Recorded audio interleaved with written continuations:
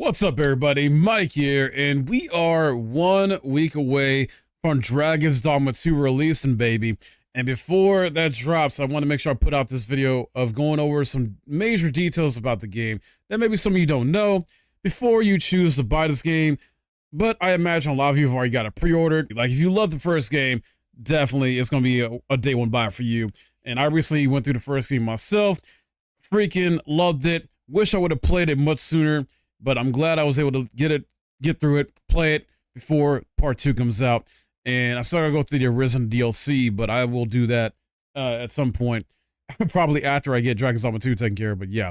So before I kick off the major details you should know before buying this game, first I'd like to ask you guys, please leave a like if you enjoyed this video and if you find it helpful, and leave a comment, as it really helps the channel and the video itself, and it's always much appreciated. Alright, so as I said, we are a week away from Dragon's Dogma 2 coming out, and this series has been dormant for the last 12 years, and it's fantastic. We're finally getting a sequel to this game. Many fans are eager to see what Capcom will bring to the table after a decade plus of advancement in technical innovation, open world game design, myself included. Now, to get this out of the way initially, as far as platforms and pricing goes, when it comes to this game, this is Capcom's first $70 price game. And it's going to be coming to PS5, Xbox Series X, S, and PC via Steam. And in case you don't know, there is currently right now a character creation tool and storage, like sort of demo, you can download right now on all the platforms I just mentioned to create your character, create your Arisen and your main pawn. You can create up to 5 of these, I believe. So that way you are prepared.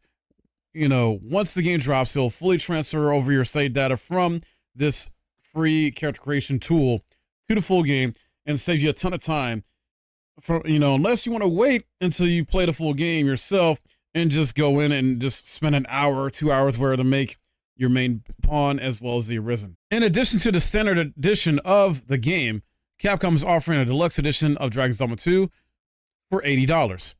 And it includes the following: Dragon's Dogma 2 base game, Explorer's Camping Kit, 1,500 Rift Crystals used to hire pawns and purchase special items, Dragon's Dogma Music and Sound Collection, option to change some in-game music and sound effects to those of the original Dragon's Dogma, 6 in-game items, Wake Stone, Art of Metamorphosis, Harpy Snare Smoke Beacons, Amulet Rift Incense, Heartfelt Pendant, and Makeshift Gall Key. And if you just get the standard edition, pure of that, of Dragon's Dogma 2, you will get the Superior Weapons Quartet, a sword, dagger, staff, and bow. The deluxe edition, though, will also give you not only the Superior Weapons Quartet, but also the Ring of Assurance. Next, let's dive into the story in case you don't know what's going on here with the story elements of the game. The story begins in an underground Gaul, where the dragon's voice echoes in the fog of lost memories. Ascend, Arisen, and best me, in accordance with the dogma of this world. Betwixt the domains of human and beastren, a hero must fulfill their forgotten destiny. What dogma does your heart see through your eyes? 'Tis a tale of one who shall slay the dragon and claim the throne.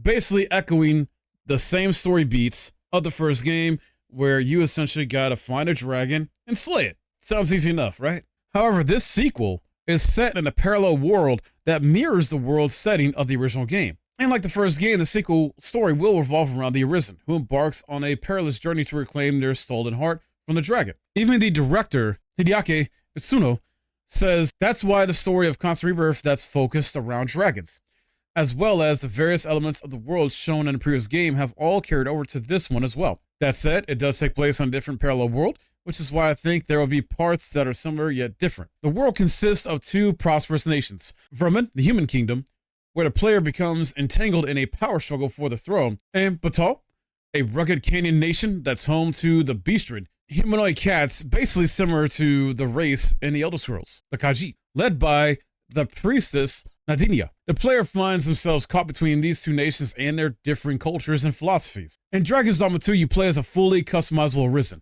Players can choose to create a human, elf, or beastren, each of which has 2 body types, 9 base bodies per type, and countless heads on which facial features can be tweaked. The director says, the first idea we had was to scan nearly 100 human faces, then use those as a base for creating characters. This real-life data acting as our base meant that it would be easy to create realistic faces so long as you don't apply absolutely ridiculous values to them. Players will encounter a ridiculous number of NPCs who can give side quests to and build relationships with your Arisen. The director says he wanted to create properly details who move throughout the world and their lives irrespective of what the player is doing. As in the original game, NPCs in Dragon's Dogma 2 can grow to like or dislike your playable character depending on your actions. What's new, however, is the added layer of NPCs liking or disliking you based on your behavior toward other NPCs in their orbit. Itsuno provided the following example. If you find a pair of friends, anyone will cause the other to get mad at you too. Or if you do something nice for a child, the parent might thank you and like you more as well. And this is what he means by relationships between NPCs. He also added, NPCs may also get into fights with each other if NPCs' relationships with the player threatens theirs. He noted this feature is still being finalized, but if added to the final game, it may work something like this. A character who grows close to you might come over to your house to play, but if they meet another character there who's done the same thing, a fight might break out. Now let's touch on Dragon's Dogma 2 gameplay here. Vocations and combat, for example, right? Dragon's Dogma 2 is an action-heavy RPG built around player choice and third-person combat. Combat in Dragon's Dogma 2 is dependent on players' character's vocation. Basically, the game's term used for classes, right? It's the class system. And you'll start off by choosing from 4 vocations. Thief, which is equipped with daggers. These are agile fighters who thrive at close range. Second, you got Mage, a range specialist. Mages can cast attack, healing, and support spells. Third, you got Fighter. True to its name, a fighter is a melee specialist equipped with a one-handed sword and shield. And then the fourth one, Archer. Effective at long range, archers are equipped with a bow and arrows with varying effects.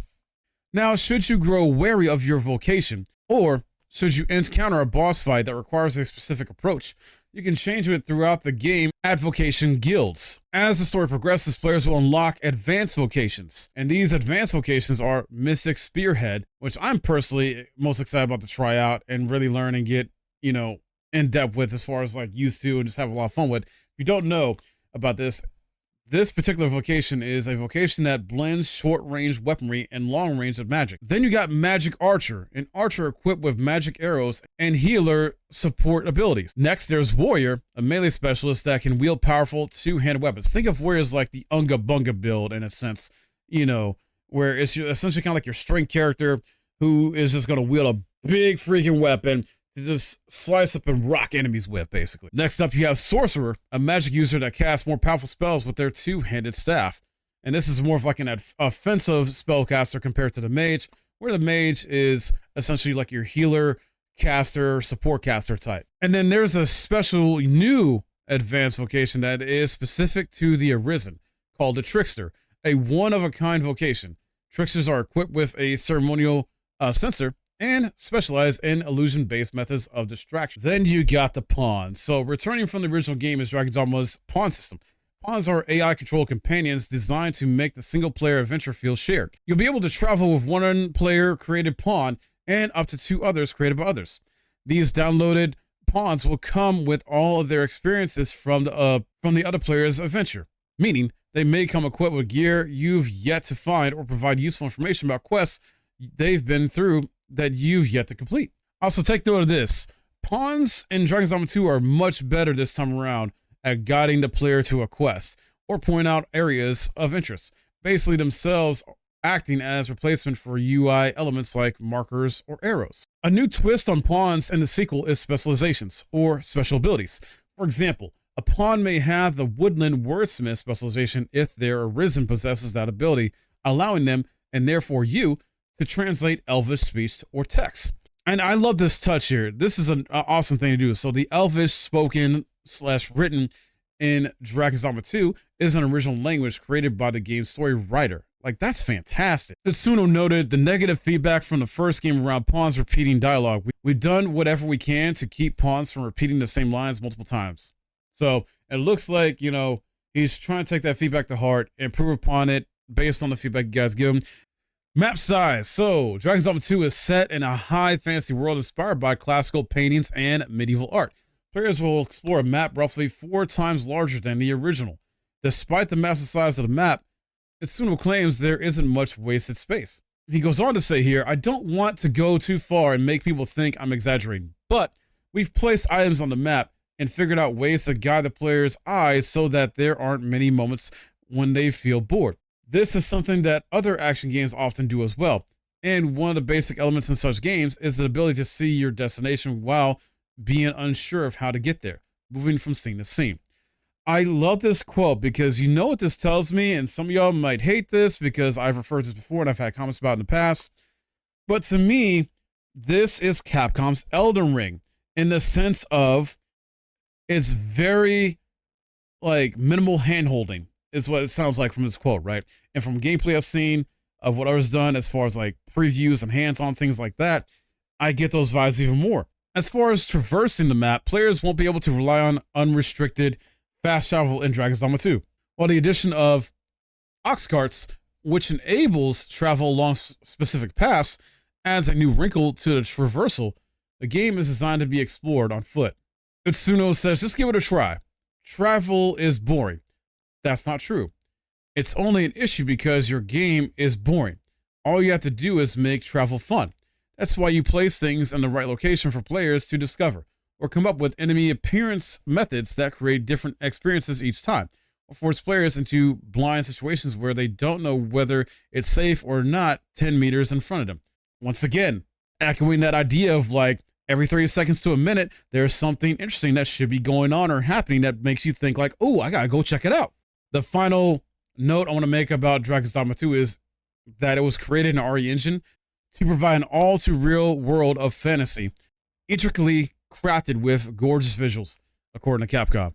And the things they're doing with this engine is just incredible. Like, it's insane. It started with Resident Evil 7, right? And it's been used a lot ever since then, if not mainly ever since then. And like, because it's been used, what, in Street Fighter 6, for example, Exo Primal, Resident Evil 4 Remake, Devil May Cry 5, like Monster Hunter Rise, and it's going to be used for Monster Hunter Wilds.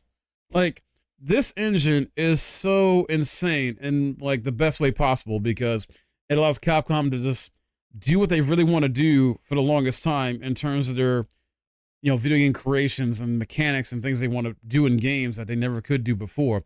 And I just love it. So that is pretty much all I had to, you know, say about the major details when it comes to this before you buy this game.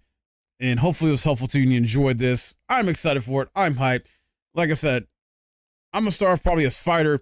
I'm going to go right into Mystic Spearhead as my first playthrough build in class and everything like that with the vocation. So I'll probably switch around too, though, just to check out other classes. But that's going to be my main one I want to mess with, level up first at least anyway, and just have fun with it. I definitely want to check out the Trickster and a few other advanced classes. Sorry, vocations. But yeah, I'm very excited about this. I'm very hyped for this and pumped. What about you? You know, is this a day one for you? Is this wait for a sale? What are you most excited about? Is it the vocations, the gameplay, exploring the world, the monsters and boss fights you get into, or something else maybe that I haven't thought of yet? Let me know in the comments below. Like this video if you enjoyed it, and subscribe if you're new. Stay tuned for more videos like this on my channel. My name is Mike. I'll see you next time.